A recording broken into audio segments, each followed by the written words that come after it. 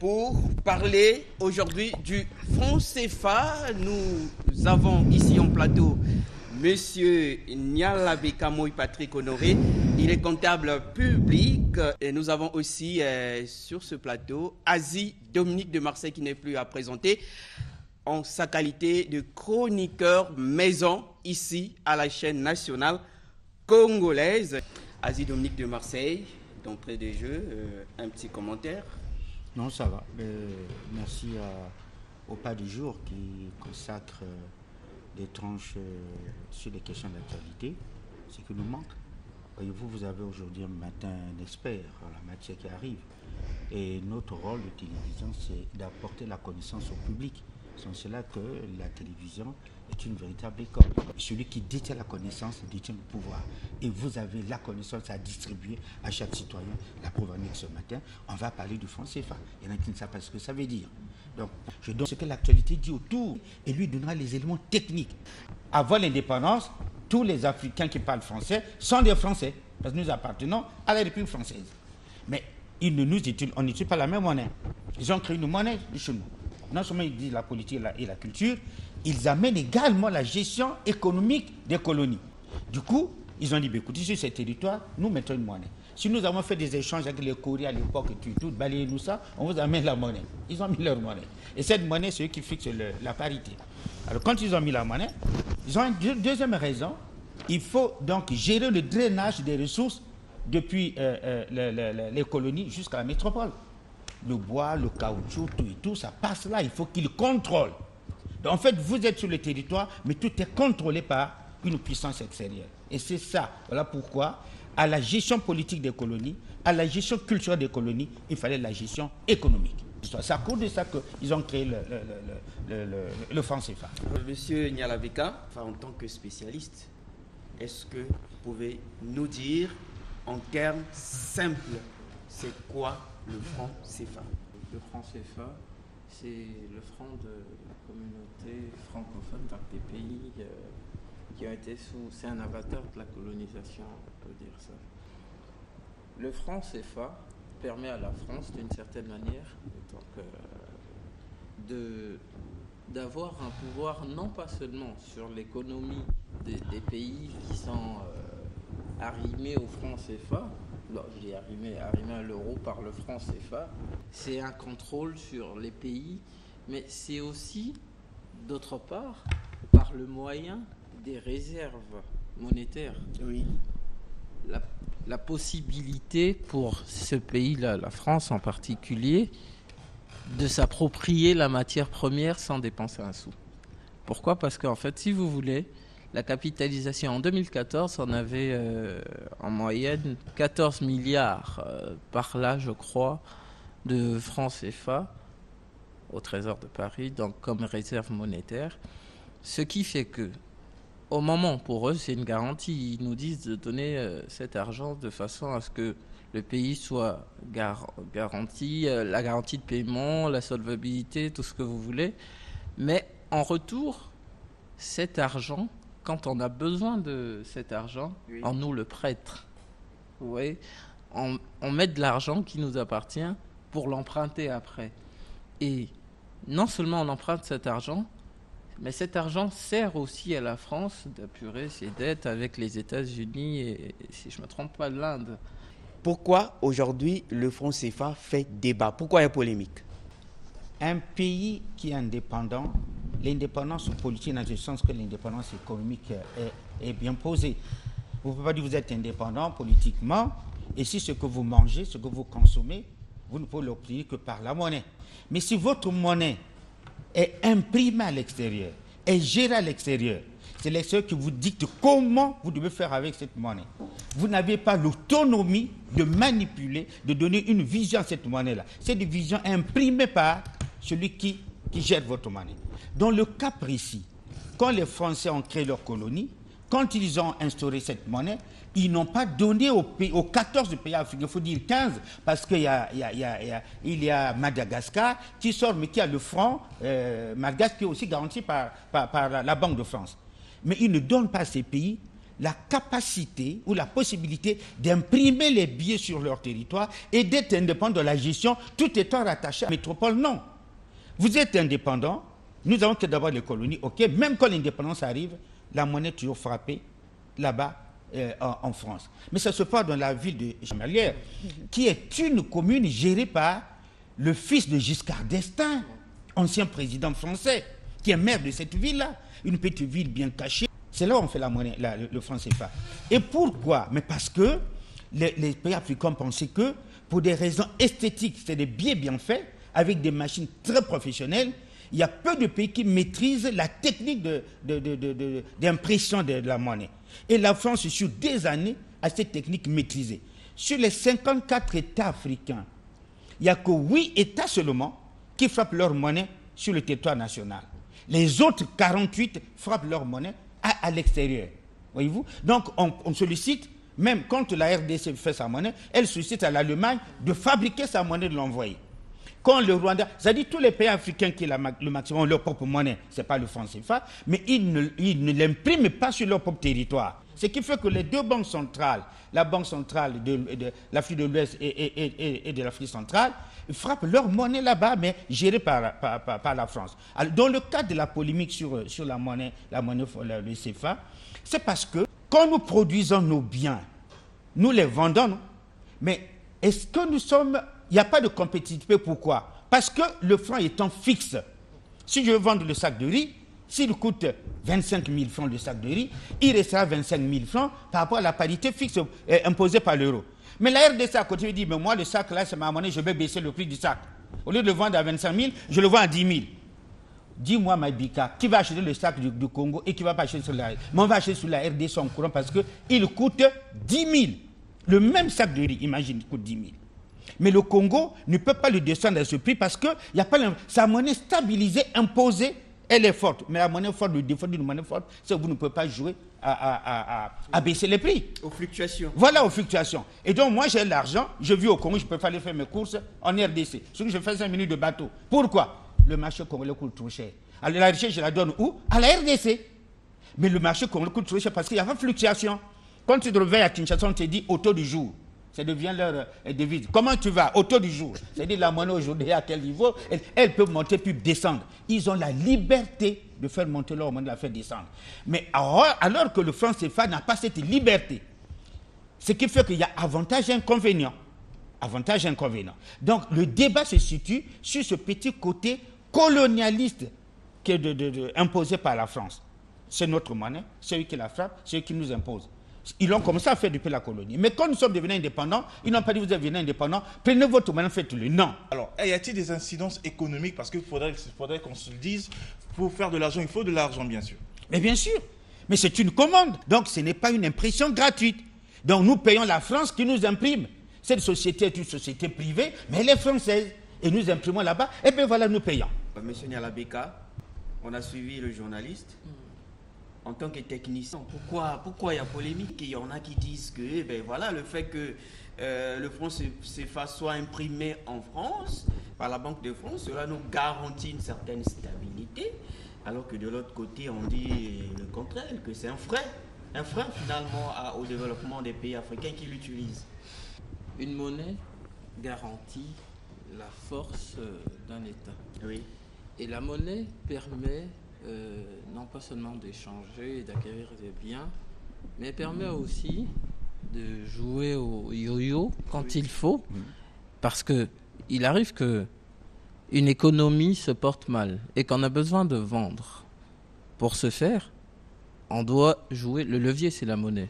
Ça veut dire qu'on va dévaluer la monnaie, ce qui est arrivé déjà en France. Le franc français avait été dévalué, je crois, et il était plus bas que le franc CFA même à une époque. Et le fait de dévaluer la monnaie permet d'exporter. Pourquoi? Parce que les prix seront intéressants et on va vendre en quantité. L'autre volet, c'est quoi? C'est que généralement, quand la réserve monétaire est importante, il est impérieux justement donc que le prix de la monnaie baisse. La réserve monétaire, c'est quoi? Est-ce que c'est si vous voulez, c'est de l'argent qu'on a mis de côté à l'étranger, donc au Trésor français. quand elle est importante, normalement, on doit pouvoir l'acheter à bas prix. Or, il s'avère que nous, notre réserve monétaire, c'est nous-mêmes qui l'achetons. Et elle n'est pas sur le marché de devises pour que d'autres monnaies au change l'achètent à un prix plus bas. Si vous voulez, c'est une parité fixe qui ne nous rend pas vraiment service. Parce que si la parité était avec un panier de devises, avec le dollar par exemple et le yuan, ce serait intéressant parce que là, le champ serait plus large et on pourrait échanger avec d'autres États. Donc, en gros, on n'est pas compétitif. La parité fixe fait que notre économie ne soit pas compétitive. Déjà, qu'il faut qu'on développe plus en termes d'économie, on n'est pas aussi assez fort que ça. On ne vend pas beaucoup de choses et on n'exporte pas beaucoup de choses. En quoi est-ce que cette parité n'arrange pas l'Afrique, le développement même de l'Afrique? On fait un effort d'utiliser les termes les plus simples pour que tout le monde comprenne. Ce n'est pas une émission pour les grands financiers qui maîtrisent la chose, c'est pour ceux qui ne maîtrisent pas. Quand on va au marché, chaque maman qui veut faire ses courses cherche là où c'est moins cher. Dès que c'est moins cher, on va aller acheter. Et celui qui vend moins cher vide son stock plus vite. Celui qui vend plus cher, le même produit plus cher, ben, il a des problèmes pour écouler son produit. Et quand des crises, il arrive que des crises sociales, des crises politiques plongent le pays et la monnaie peut baisser pour vendre. Le cas du 11 septembre, les États-Unis ont connu de sérieux problèmes. Alors, qu'est-ce qu'il faut? Il faut baisser le dollar pour que, sur le marché, les produits américains coûtant moins cher, ben, on va les prendre en courant. Et c'est ce qu'ils ont fait, parce qu'ils ont la maîtrise de leur monnaie. Alors, pour venir droit à la question de Tatiana, mais Tatiana, pour faire un peu pédagogie, l'expert va compléter, pourquoi, quand tu dis, pourquoi la relation avec la France, nous boudons, c'est pas bon, mais parce qu'il y a un problème simple. Le Congo ou les pays africains, leur monnaie est frappée en France, d'accord, mais il y a ce qu'on appelle la banque des opérations. C'est-à-dire, quand nous vendons un truc à l'extérieur, on ne l'achète pas avec le franc CFA. La monnaie internationale, c'est le dollar, ou alors l'euro aujourd'hui. Si nous vendons en euro en dollar, la France garde nos devises chez elle. Nous n'avons ici que le CFA. Nous avons besoin de ça. Dire, écoute, on vous prête le CFA, mais on vous garde vos devises ici. Donc, si nous prenons, par exemple, si nous vendons le pétrole à hauteur, par exemple, de 100 millions de dollars, la France garde 50 millions là-bas, nous envoie les 50 millions sous forme d'euros, mais en devise, ils gardent. Donc, 50% du bénéfice que nous réalisons en vendant à l'extérieur se trouve gardé à la Banque de France. Bon, est-ce que tu vends du manioc, tu gagnes 1000 francs. Il y a quand même celui qui tient le marché, dit, écoutez, garde-moi 500 francs chez toi, repars avec 500. Donc, quand nous vendons notre pétrole, par exemple, nous gagnons 100 millions par exemple, 100 millions de dollars. La France nous oblige à garder 50 millions de dollars chez eux et ils nous envoient 50%. Et cet argent, nous n'avons pas le droit de l'avoir autant. Ils nous prêtent, mais ils prennent cet argent, ils financent les programmes sociaux de leur pays, ils financent les personnes de troisième âge, comme vous entendez qu'on a payé, les chômeurs sont payés en France, tout ça, c'est avec notre argent. Alors, ils disent que ça garantit la convertibilité. Oui, on arrive pourquoi? Parce que quand on crée le franc CFA, oui, il y a 4 principes fondamentaux qui militent en cela. Oui. 1, la parité fixe, qui est le premier principe, c'est même le principe fondamental, parce qu'une monnaie fixe, on dit qu'elle est forte, elle évite le taux du jour, le yo-yo, et qui plombe souvent l'économie. Donc, le taux d'inflation trop fort, ce n'est pas bien pour une économie. Là, c'est le premier argument. Deuxième argument, c'est la convertibilité, somme-t-il les limites. C'est-à-dire, on a toujours la facilité de convertir le CFA en francs français à l'époque, en euros maintenant. Quand le Congo va avoir d'euros, quand nous avons l'argent ici, tu fais ton Western Union, la personne touche là-bas en euros facilement, la convertibilité se fait sans trop de problème, mais elle est fixe. Un euro égale 655, disons, à 656 francs CFA. C'est fixe.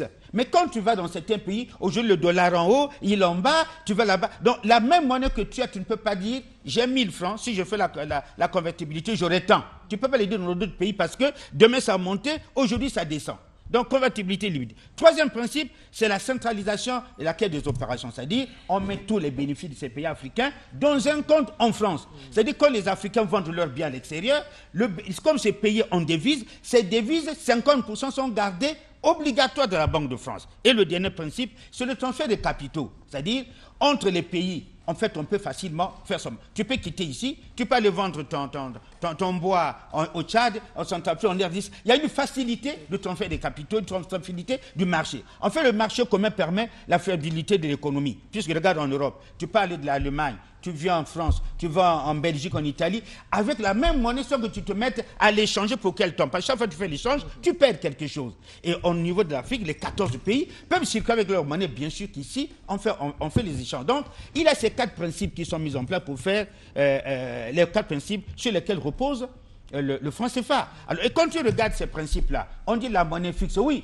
mais quand elle est fixe, elle permet de bien vendre à l'extérieur. Et puis, l'argent ne nous revient pas. On divise par 2. Bon, vous avez votre argent ici, ça fait 100 millions. Sur les 100 millions, nous gardons 50% des 100 millions. Ben, on vous envoie le reste. Voyez-vous?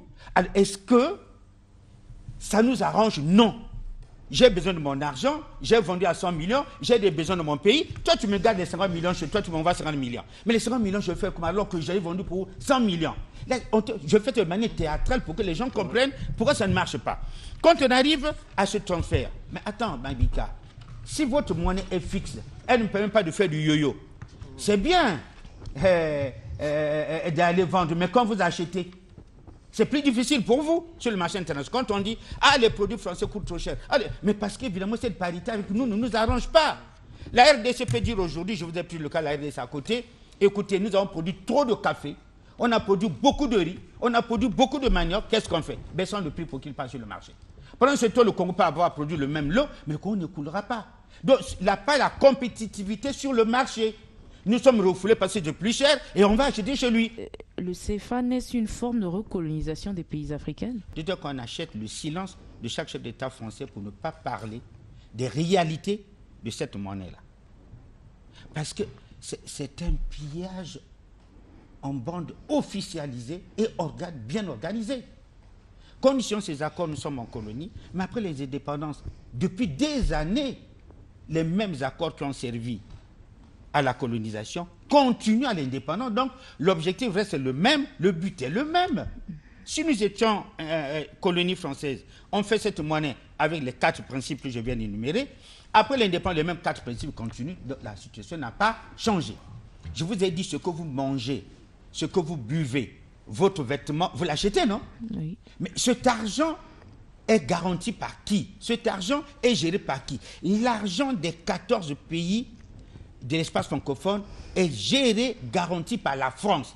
Mais c'est la colonisation monétaire. Donc votre question est bienvenue. Évidemment, c'est une colonisation politique. On est indépendant, on chante nos hymnes, nous avons notre souveraineté. Mais cette souveraineté disparaît sur la monnaie. Voilà, économiquement. Attends, oui, je vous ai montré. Écoutez, quand je vous dis, madame, que quand nous vendons le pétrole, nous avons 100 millions de dollars. La France coupe la poire en deux, garde 50 millions dans le trésor public français, nous envoie que les 50. Et ça s'appelle compte d'opération. Compte d'opération. Ça, c'est le décès pour que tout le monde, même que le petit enfant comprenne. Voilà pourquoi, quand on dit à la télévision, expliquez terre à terre, celui qui écoute comprend. Donc, quand nous vendons nos barils de pétrole, si ça nous rapporte, par exemple, 100 millions, la France dit, bon, vous avez vendu votre pétrole au Congo, c'est 100 millions, mais vous savez, on avait signé l'accord depuis la colonisation. Nous gardons 50 millions ici, on vous envoie 50 millions. Et quand vous aurez besoin de 50 millions, on vous fait un prêt. C'est mon argent, mais on me fait un prêt. Où est ta liberté? Voilà la réponse à la question. On vous dit que c'est pour garantir la oui, mais voilà. Maintenant, si on garantit la stabilité, oui, je suis d'accord. Mais cet argent ne dort pas pour rien. Elle sert à la France des intérêts, elle finance des opérations en France. Elle paye les chômeurs, elle paye les personnes handicapées, elle paye le côté social de la France. Pendant ce temps, le Congo a ses problèmes sociaux, le Congo a ses grands problèmes. Je vais en arriver à une question capitale. Oui. Quand Chirac parle, il dit qu'il faut avoir le bon sens. Qu'est-ce que Chirac appelle le bon sens? Mais évidemment, aujourd'hui, regardez la polémique avec l'Italie, le vice-premier ministre italien. Il a dit une chose capitale, il dit, s'il y a immigration, s'il y a mort d'hommes au niveau au-dessus de la mer, mais c'est parce que la France, par exemple, gère mal les pays africains. La France continue à piller les pays africains et le fait qu'il pille les pays africains vivent sous le chômage. Parce que ce rythme-là, on ne pourra jamais se développer à un haut niveau. Du coup, sans emploi, les enfants sont obligés de quitter leur pays pour aller en Europe. Donc, ne demandez pas à l'Italie qui n'a pas de colonie en Afrique de faire le sale jeu de la France. Vous avez pillé l'Afrique, soyez responsables, acceptez que les gens viennent chez vous. Et puis, la Chine dit ceci. Mais pourquoi est-ce qu'ils embêtent les gens, mais qu'ils laissent les gars rentrer? Parce qu'ils poursuivent leur argent. Quand ils vendent, vous gardez 50%. Vous voulez qu'ils fassent quoi? Ils doivent suivre les 50% chez vous. Donc, en fait, ils montrent que ce qui se passe, le drame là, ne condamnez pas les chefs d'État africains qui peuvent faire tout, mais ne pourront rien faire tant que l'argent est géré par la France, avec cette parité fixe, ok, parce que ça évite la fluctuation, mais le don, cette parité fixe, ne sert pas l'Afrique, sert plutôt l'Europe, parce que nous avons vent et ils gardent notre argent. Enfin, en terminant, on dit, c'est un drame. Regardez aujourd'hui là où nous sommes. Qu'est-ce qui se passe aujourd'hui? Quand un chef d'État africain veut se lever contre cela, mais il a des problèmes. Quand les chefs d'État arrivent au pouvoir, ils ont la situation sur le terrain, n'a jamais été revisée. Et ceux qui ont tenté de vouloir la reviser avec un brin de nationalisme teinté d'arrogance, ben ils ont été réduits en poussière. Prenons un exemple. Le tout premier président, c'est Sékou Touré. Il dit, je ne dis pas que je quitte le franc CFA, mais je vous demande d'assouplir toutes les conditions que vous imposez. La France dit, ah non, on ne veut pas. Et Sékou Touré claque la porte, crée sa monnaie. Et quand il crée sa monnaie, les services de renseignement français, je suis un journaliste d'investigation, les services de renseignement français, ils frappent une fausse monnaie guinéenne. Ils vont inonder le marché guinéen. Du coup, la monnaie guinéenne perd sa valeur, l'économie plombe. Pourquoi? Attention, l'exemple de Sékou Touré peut être suivi par les autres chefs d'État. Il faut plomber déjà la Guinée. Les services de renseignement français font comme ça. Quand Olympio Sylvanus, au Togo, a pensé qu'il faut crier sa monnaie, mais il a été froidement abattu. Mais il s'avère que M. Gbagbo voulait créer la monnaie, la révolution monétaire en Côte d'Ivoire. Il a eu les mêmes problèmes. Sankara parlait d'indépendance avec assez d'acuité et parlait de monnaie, il a eu les mêmes problèmes. Kadhafi a connu le même sort. Pour vouloir créer le marché comme africain, la monnaie africaine, tout. Alors, ça crée des problèmes. Donc, on constate que les grandes puissances, je vous ai toujours dit, les amitiés entre les États, ce ne sont pas des amitiés du type philanthropique, ce sont les intérêts. Et comme ils nous ont colonisés, ils nous ont vidé nos ressources, ça a permis aux grandes puissances de devenir très fortes, et bien nous assujettir. On est indépendant du plan politique, mais économiquement, ils continuent à contrôler. Quand nous avons besoin de notre pétrole, c'est eux qui viennent exploiter. Donc tous les peuples aujourd'hui vendent à l'extérieur, sont passés par la France. Et du coup, les chefs d'État qui arrivent au pouvoir ont des problèmes. Les activistes en matière ont des problèmes. Ceux qui veulent lever la tête pour faire ça ont des problèmes. Ce qui fait que, aujourd'hui, c'est un peu comme l'Italie qui ont presque pas de colonies en Afrique, sont en train de dire non. Et comme la Chine. Il faudrait que les puissances occidentales acceptent. Il faudrait que la France accepte que les gens partent chez eux, parce que ce sont eux qui sont à l'origine de la misère de l'Afrique. Non seulement, je vous ai pris le cas du pétrole, pour que les Congolais comprennent. Quand nous produisons 100 barils de pétrole, nous n'avons que droit à 30 barils, les Occidentaux ont droit à 70. Et quand on voit les 30 barils, si nous produisons 100 millions, les Occidentaux gardent 50 millions chez eux, nous envoient 50. Alors quand vous avez ce dessin aussi simple, où est le développement de l'Afrique? Où est le cloisonnement de l'Afrique? Donc j'ai un problème politique pour lequel certains chefs d'État prennent ça avec beaucoup de pincettes d'attention parce que vous risquez de perdre votre pouvoir quand les grandes puissances se liguent contre vous. Et là, il s'agit de la réaction du président Chirac, aussi un président français, concernant le franc CFA. Et nous allons revenir pour en débattre avec nos invités. Qui est dans notre porte-monnaie vient précisément de l'exploitation depuis des siècles de l'Afrique. Pas uniquement, mais beaucoup viennent de l'exploitation de l'Afrique. Alors, il faut avoir un petit peu de bon sens, je ne dis pas de générosité, de bon sens, de justice, pour rendre aux Africains, je dirais, ce qu'on leur a pris, d'autant que c'est nécessaire si l'on veut éviter les pires convulsions ou difficultés avec les conséquences politiques que ça comporte dans le prochain avenir. Alors, quand vous avez écouté Jacques Chirac, vous comprenez que la situation, en fait, elle est dramatique pour l'Afrique. Mais c'est un chef d'État français à cette époque. J'ai lu quelque part en écrit, on ne sait pas ce qui passe sur les réseaux sociaux, de dire qu'on achète le silence de chaque chef d'État français pour ne pas parler des réalités de cette monnaie-là. Parce que c'est un pillage en bande officialisée et bien organisé. Condition ces accords, nous sommes en colonie, mais après les indépendances, depuis des années, les mêmes accords qui ont servi à la colonisation continuent à l'indépendance. Donc, l'objectif reste le même, le but est le même. Si nous étions colonie française, on fait cette monnaie avec les 4 principes que je viens d'énumérer. Après l'indépendance, les mêmes 4 principes continuent. Donc, la situation n'a pas changé. La situation qui était la situation à l'époque coloniale reste coloniale, mais pas l'indépendance. J'aimerais savoir, est-ce que le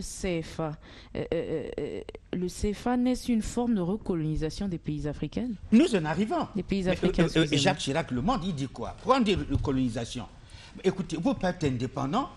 Je vous ai dit ce que vous mangez, ce que vous buvez, votre vêtement, vous l'achetez, non?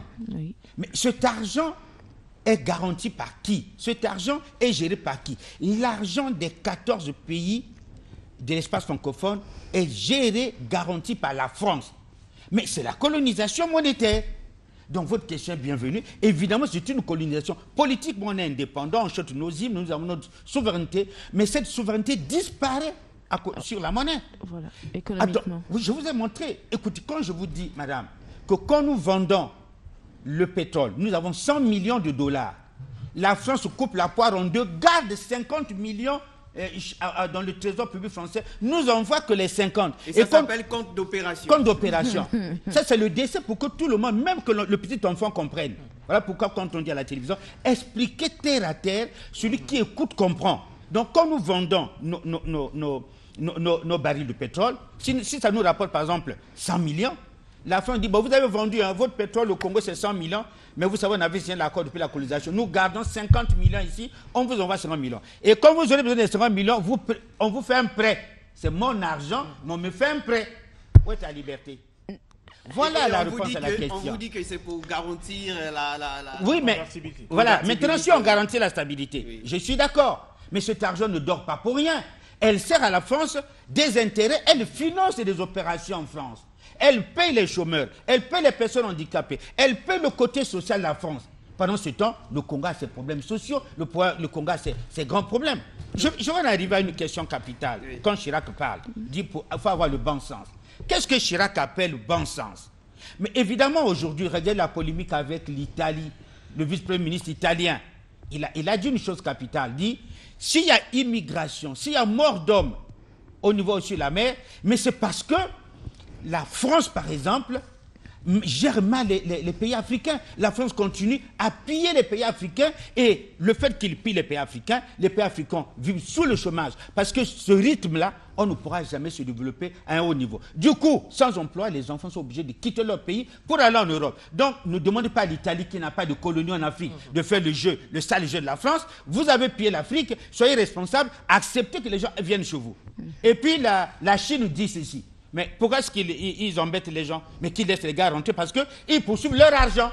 Quand ils le vendent, vous gardez 50%. Vous voulez qu'ils fassent quoi? Ils doivent suivre les 50% chez vous. Donc, en fait, ils montrent que ce qui se passe, le drame là, ne condamnez pas les chefs d'État africains qui peuvent faire tout, mais ne pourront rien faire tant que l'argent est géré par la France, avec cette parité fixe, ok, parce que ça évite la fluctuation, mais le don de cette parité fixe ne sert pas l'Afrique, sert plutôt l'Europe, parce que nous avons vent et ils gardent notre argent. Enfin, en terminant, on dit, c'est un drame. Regardez aujourd'hui là où nous sommes. Qu'est-ce qui se passe aujourd'hui? Quand un chef d'État africain veut se lever contre cela, mais il a des problèmes. On va en arriver. Il a des problèmes. Dominique, oui, tu as une question. Tout à l'heure, vous avez évoqué le concept de souveraineté rapidement, mais j'aimerais qu'on revienne sur ça. Mais moi, j'aimerais beaucoup plus parler de ces scénarios qui se passent sur le fait que l'Afrique est en train de subir les conséquences. Maintenant, moi, je me dis, tous ces méfaits-là contre les réserves de l'exploitation des pays africains dont l'Europe garde les 50%. Lorsque la BCEDEAO, la BEAC, la France a des représentants qui ont le droit de veto. Quand on essaie de voir tout ça là, je me demande, mais tout se passe aux yeux, au-dessus des dirigeants africains. Alors, en ce moment-là, est-ce qu'il faudrait revoir le concept de souveraineté et d'indépendance pour les États africains? Oui, mais là, vraiment, c'est des questions de journalistes. Voilà. En fait, le problème, c'est lequel? Quand les chefs d'État arrivent au pouvoir, ils ont la situation sur le terrain, n'a jamais été revisée. Et ceux qui ont tenté de vouloir la reviser avec un brin de nationalisme teinté d'arrogance, ben, ils ont été réduits en poussière. Prenons un exemple. Le tout premier président, c'est Sékou Touré. Il dit, je ne dis pas que je quitte le franc CFA, mais je vous demande d'assouplir toutes les conditions que vous imposez. La France dit, ah non, on ne veut pas. Et Sékou Touré claque la porte, crée sa monnaie. Et quand il crée sa monnaie, les services de renseignement français, je suis un journaliste d'investigation, les services de renseignement français, ils frappent une fausse monnaie guinéenne, vont la jeter de cette monnaie-là, vont inonder le marché guinéen. Du coup, la monnaie guinéenne perd sa valeur, l'économie plombe. Pourquoi? Attention, l'exemple de Sékou Touré peut être suivi par les autres chefs d'État. Il faut plomber déjà la Guinée. Les services de renseignement français font comme ça. Quand Olympio, Sylvanus, au Togo, a pensé qu'il faut crier sa monnaie, mais il a été froidement abattu.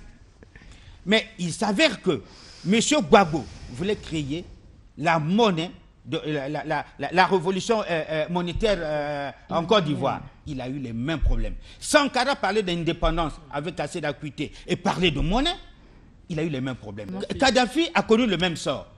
Pour vouloir créer le marché comme africain, la monnaie africaine, alors, ça crée des problèmes. Donc on constate que les grandes puissances, je vous ai toujours dit, les amitiés entre les États, ce ne sont pas des amitiés du type philanthropique, ce sont les intérêts. Et comme ils nous ont colonisés, ils nous ont vidé nos ressources, ça a permis aux grandes puissances de devenir très fortes, et bien nous assujettir. On est indépendant du plan politique, mais économiquement, ils continuent à contrôler. Quand nous avons besoin de notre pétrole, c'est eux qui viennent exploiter. Donc tous les peuples aujourd'hui vendre à l'extérieur sont passés par la France. Et du coup, les chefs d'État qui arrivent au pouvoir ont des problèmes. Les activistes en matière ont des problèmes. Ceux qui veulent lever la tête pour faire ça ont des problèmes. Ce qui fait que, aujourd'hui, c'est un peu comme l'Italie qui ont presque pas de colonies en Afrique, sont en train de dire non. Et comme la Chine. Il faudrait que les puissances occidentales acceptent. Il faudrait que la France accepte que les gens partent chez eux parce que ce sont eux qui sont à l'origine de la misère de l'Afrique. Non seulement, je vous ai pris le cas du pétrole, pour que les Congolais comprennent. Quand nous produisons 100 barils de pétrole, nous n'avons que droit à 30 barils, les Occidentaux ont droit à 70. Et quand on voit les 30 barils, si nous produisons 100 millions, les Occidentaux gardent 50 millions chez eux, nous envoient 50. Alors quand vous avez ce dessin aussi simple, où est le développement de l'Afrique? Où est le cousin de l'Afrique? Donc j'ai un problème politique pour lequel certains chefs d'État prennent ça avec beaucoup de pincettes d'attention parce que vous risquez de perdre votre pouvoir quand les grandes puissances se liguent contre vous. Alors quand on a suivi le tableau dressé par Aziz Dominique de Marseille, est-ce qu'on peut se permettre de dire que l'Afrique est complètement impuissante face à cette situation et qu'elle ne peut rien faire pour changer un peu la donne? C'est vrai que l'Afrique est impuissante parce que quand vous avez la difficulté, par exemple, de gérer les dépenses publiques et que on vous prête votre propre argent et encore à hauteur de 20% seulement, et on est dans une impasse. Mais je pense que dans tout problème, il y a toujours une solution. La solution n'est peut-être pas violente et je ne dis pas qu'il faut prendre des mesures tout de suite drastiques et puis c'est un truc qui s'est étalé sur un quart de siècle. Donc le travail à faire aussi est lent. Et le volet de solution à apporter à ce problème, moi je pense que c'est déjà un problème. C'est pas un problème qui se résout tout seul, un État. C'est les 13 États ou 14 si je ne me trompe pas. Autrement dit, c'est jusque-là, l'Afrique a échoué, c'est parce que chacun est parti de façon un peu solitaire. Voilà. Il faut que les pays africains s'unissent ensemble dans cette guerre. Mais d'ailleurs, vous avez la preuve de l'euro. L'euro fort, c'est l'Allemagne. L'euro est frappé en Allemagne. Et c'est ce qui fait la force de la communauté économique. Et pourquoi les Français ont quitté le franc français pour passer à l'euro? Parce que d'une certaine manière, l'Allemagne a toujours cet ascendant que la France a sur l'Afrique, par exemple, de la même manière. On repart à ce qu'on s'est dit tout à l'heure sur la politique stratégique monétaire des nazis. C'est le même schéma qui est dupliqué et qui se reproduit. Moi, je pense que le travail à faire, c'est un travail communautaire et intracommunautaire. Donc, dans la sous-région, les différents États qui sont au franc CFA, de faire un travail sur il faut convoquer les États généraux, justement, du franc CFA, discuter sur la question et trouver un schéma de sortie tactique progressif. Parce que tout de suite, ce ne serait pas possible aussi brutalement. Mais en termes de chiffres, juste une petite question. Oui. Est-ce que c'est possible que les pays africains s'unissent? Parce que même à l'époque de Kadhafi, quand il a émis l'idée d'avoir une monnaie unique pour l'Afrique, il n'a pas été accompagné par tous les pays africains. Alors on se demande, est-ce que les Africains peuvent être un pour un seul objectif, un seul intérêt? Bon, mais la question politique, elle est politique, ça y va des réalités politiques de chaque pays. Il y en a qui pensent que, écoutez, on va aller. Je vous ai déjà donné des exemples, ceux qui ont levé leurs doigts, le sort qui leur a été réservé. Mais la révolte étant, on n'a pas dit qu'il n'y a que des inconvénients. Les quelques avantages qu'il y a à avoir cette monnaie, c'est quoi? C'est le fait qu'elle soit stable. Je prends, à l'époque, quand je prenais 100 000 francs CFA, je m'en vais en mission en RDC. À l'époque, c'était le Zaïre, même aujourd'hui. Les 100 000 francs, c'est pas pour me faire une cantine d'argent.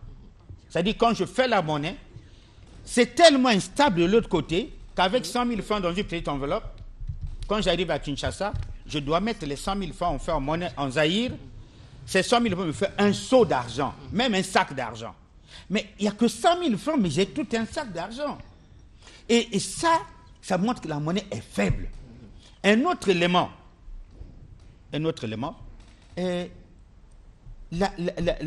le franc CFA est la monnaie la moins falsifiée. Il y a trop de ceintures de sécurité alentour.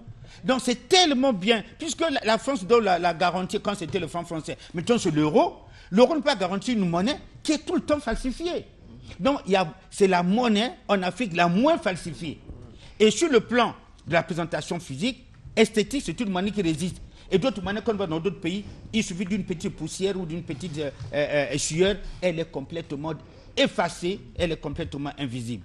Ça, c'est un point important, le fait que cette monnaie est sécurisée, le fait qu'elle soit stable, le fait qu'elle permette les échanges. Voilà les points d'avantage. On n'a pas dit qu'il n'y a pas d'avantage, mais les inconvénients semblent l'emporter sur les avantages. Même si cette monnaie est stable, si la stabilité ne nous rapporte pas un développement économique, ça ne sert qu'à garantir ceux qui la frappent. Mais pourtant, tout à l'heure, Tatiana a posé une question sur l'unité africaine, sur cette question. Et nous avons répondu que la question politique est plus compliquée. Oui, je vais terminer ma bico en disant, vous voyez qu'en termes de chiffres, pourquoi ça révolte les gens? En 2015, les deux banques centrales de l'UMOA et de la CEMAC ont placé presque 15 millions, c'est 15 milliards je crois on dit, 15 milliards d'euros en 2015. J'imagine 15 milliards d'euros. Mais allez-y faire la transférabilité en CFA. La conversion. Mais c'est beaucoup d'argent.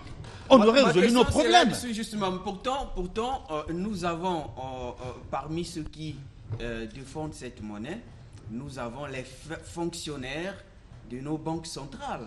Nous avons un président de la République, je pense que ce n'est pas un secret, qui a été à la Banque mondiale, qui soutient le franc CFA, c'est le président Ouattara. Oui. Il soutient le franc CFA, il fut haut fonctionnaire de la Banque mondiale. Est-ce que ma question est simple et claire?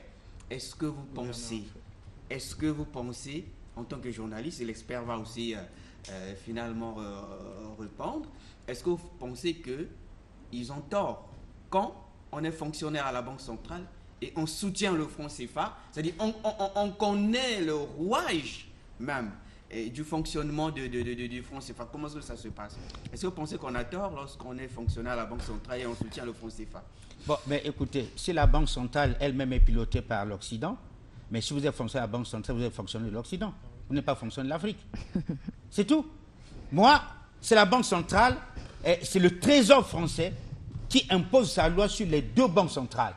Celle de la CEMAC qui est basée à Yaoundé et celle de l'UMOA qui est basée à Dakar. Il y a un représentant français pour tous ces pays-là. Il y a un seul représentant français face à 8 représentants de l'UMOA. Un représentant français face à 6 représentants de la CEMAC. Ce représentant-là, il parle à tout ce monde, il se taise. Quand il prend la parole, Là-bas, ce n'est pas la démocratie, pas la majorité qui triomphe, c'est sa voix à lui qui triomphe. Mais si c'est sa voix qui triomphe, nous sommes donc fonctionnaires pour défendre les intérêts français. Alors, vous vous retrouvez à la Banque centrale, vous vous retrouvez à la Banque mondiale, comme Ouattara. Vous avez géré ces trucs-là avec la bonne complicité de la France. Comme vous êtes fonctionnaire dans ces structures-là, c'est ceux qui tiennent votre vie. La main qui donne en haut, celle qui reçoit en bas. Vous travaillez ici, on a fait de vous le patron de la Banque mondiale pour l'Afrique. OK, mais qui gère? Ce n'est pas l'Afrique qui gère la Banque mondiale. C'est les puissances occidentales. C'est leur moyen de tenir l'économie du monde dans leurs mains, la Banque mondiale et le Fonds monétaire international. Ce n'est pas du tout africain, même si vous êtes membre. C'est eux qui manipulent. Donc quand vous travaillez là-bas, vous travaillez sur la dictée des autres. C'est comme chez nous, nous avons le pétrole. Mais qui va exploiter? Qui va au fond là-bas? C'est les étrangers qui exploitent notre pétrole. Ils peuvent te dire qu'on a eu 20 barils, peut-être qu'ils en ont eu 100. Mais c'est eux qui dictent leurs lois. Vous êtes fonctionnaire là-bas, vous écoutez ce qu'ils disent. Alors donc quand un Africain parle comme ça, il faut dire, ben, c'est pas étonnant. Comme vous avez dit, quand vous êtes fonctionnaire de la Banque centrale, oui, mais quelle Banque centrale? Elle fait pas des intérêts. Si nous disons sur ce plateau, en tant qu'Africains, c'est qu'on ne peut pas avoir. Parce que Mabika, je vais terminer ce débat en disant Mabika. Quand vous regardez l'espace de l'Afrique, c'est ça le rôle du journal. J'étais un coup d'œil, avant de venir à cette émission, j'étais un coup d'œil. Sur l'espace africain, les pays les moins développés, c'est les pays francophones. Mais les pays anglophones sont beaucoup évolués. Le Rwanda est pris en exemple à sa propre monnaie. C'est pas à sa propre monnaie. L'Afrique du Sud a sa monnaie. Le Nigeria, qui est la locomotive africaine, a sa monnaie. Alors, on va aller plus loin. Mais qu'est-ce qui se passe alors? Pourquoi diable cette monnaie dite forte, qui ne compte pas les fluctuations du Rwanda, de la RDC et des autres, ne fait pas des pays francophones la locomotive de développement de l'Afrique? C'est plutôt le Niger qui crée sa monnaie, qui est la locomotive. L'Afrique du Sud et aujourd'hui le Rwanda. Malgré le génocide qui a fait des millions de morts, le Rwanda aujourd'hui est comparé parmi les meilleurs pays africains. Ils ne sont pas dans une banque gérée par un État colonial. Alors, cet exemple montre que finalement, le franc CFA nous apporte quoi si nous n'arrivons pas, si aucun pays africain n'est pas dans le top 3 des pays africains les plus développés, le top 3, ou même le top 4, qu'est-ce qu'on fait? Mais il faut revoir nos stratégies. D'accord. Monsieur Nyalabeka, il y a des experts qui soutiennent le franc CFA. À vous entendre parler, c'est comme si vous étiez contre. Bon, déjà, je vais parler parce qu'on est foncièrement déjà, qu'on soit, comment je peux le dire, qu'on soit africain, du Congo, du Cameroun ou de n'importe quel autre pays, oui. On est foncièrement africain, donc attaché à une condition africaine qui fait qu'on a besoin que l'Afrique se développe. Et je parle par rapport à des faits qui sont liés à une réalité. La réalité, c'est que économiquement, le franc CFA est inefficace pour le développement des pays africains. Et puis, c'est illégitime quand on parle de souveraineté, parce qu'on n'a pas l'impression de contrôler notre État. On n'a pas l'impression de contrôler justement les destinées de nos pays avec cette monnaie, parce que le mécanisme, on l'a longtemps expliqué, on a vu l'émission, d'ailleurs M. Aziz Dominique de Marseille a bien et allé dans les détails plus pointilleux pour montrer combien c'était difficile que les ressources liées à cette monnaie nous enrichissent. En fait, la monnaie est en train d'enrichir un autre État. Ça fait que tout naturellement, les personnes qui se lèvent pour parler d'un franc CFA... Parce qu'il faut que les téléspectateurs qui nous suivent comprennent pourquoi certains économistes défendent cette monnaie, finalement. Moi, je pense que c'est des intérêts particuliers. C'est pas lié à des intérêts communs. D'État. Voilà, et d'État. C'est surtout que ces personnes ont leur part à gagner dans le fait que cette monnaie existe. Et d'ailleurs... c'est comme beaucoup de... On va parler par exemple de la pauvreté dans le monde et de tous les plans, des organisations qui existent. Ça veut dire que vous savez combien de fonctionnaires il y a autour du franc CFA, et ces personnes voient leur intérêt. Elles pensent pas, c'est pas des personnes qui pensent à l'intérêt de toute la... Voilà. Je suis arrivé ma fin quand tu prends la temps de savoir, il y a quand même des économistes qui défendent le franc CFA. Je vous ai dit, demandez à nos économistes chevronnés sur le franc CFA. Ce n'est pas mon domaine, mais ma petite culture générale m'amène à être curieux, comme vous êtes journaliste. On peut dire, bon, ce n'est pas mon domaine, non. Vous êtes obligé d'apprendre. Voilà pourquoi, de chroniqueur politique, en tant que journaliste, je suis obligé, quand il y a un sujet comme ça, d'aller me documenter. Mais quand je découvre ce qui est ahurissant, je suis peu économiste, je suis en train de regarder la question. Quand vous faites le palmarès de l'évolution des États africains, je m'adresse à des économies qui défendent le franc CFA. Pourquoi diable dans le top 3, le top 4, il n'y a aucun pays francophone? La question est simple à poser. Je suis bêtement journaliste, je dis comme ça pour la question.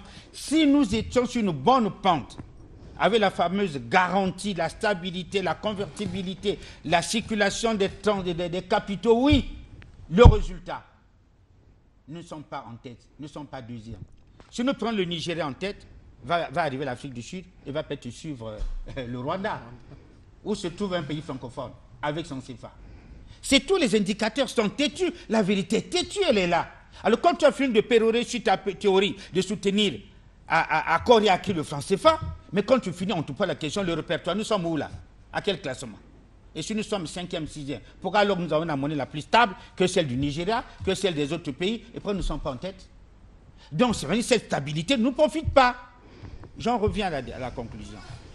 Dans un système qui a mis autant du temps depuis la colonisation, le 26 décembre 1945, on crée le CFA jusqu'à aujourd'hui. On ne peut pas balayer comme ça par un revers de tête. Allons-y changer, non.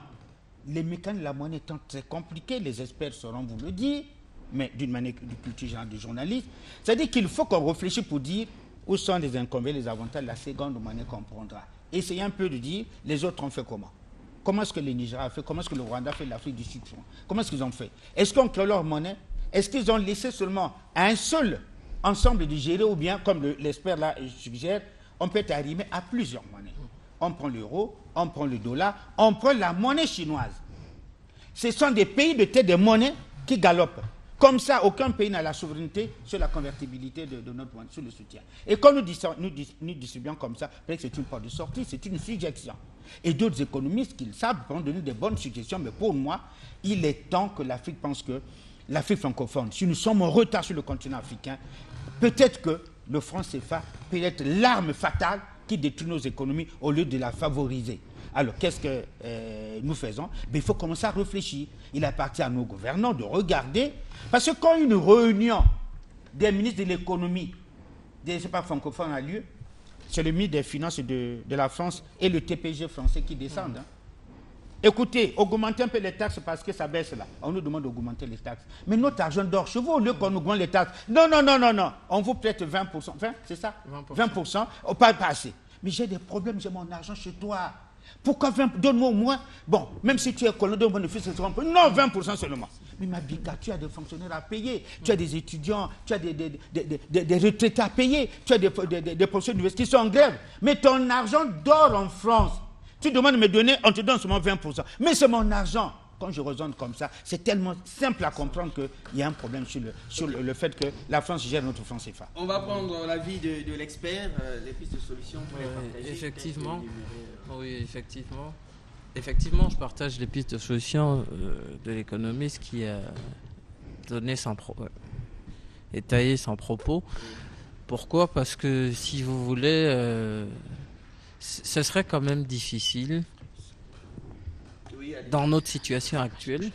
Parce que le problème aussi, on a un problème au Congo, c'est qu'on ne produit pas. Il faut aussi développer. Ouais, déjà, on ne fait que consommer. On consomme plus qu'on ne produit. Il faut déjà des industries de production. Et il faut qu'on se mette à vendre, à produire pour pouvoir vendre. Dès qu'on sera au stade où on peut produire pour pouvoir vendre, là, ce serait intéressant pour nous de pouvoir aussi s'orienter sur le changement de cette monnaie. Voilà, nous avons reçu aujourd'hui dans Large Vue Asie Dominique de Marseille. Il est journaliste chroniqueur à la télévision nationale, et M. Niala Beka, qui est comptable public. Avec eux, nous avons donc parlé du franc CFA. Je vous dis au revoir, à nous revoir le samedi de 8h à 10h sur la même chaîne. Soyez scotchés sur Télécongo. Au revoir.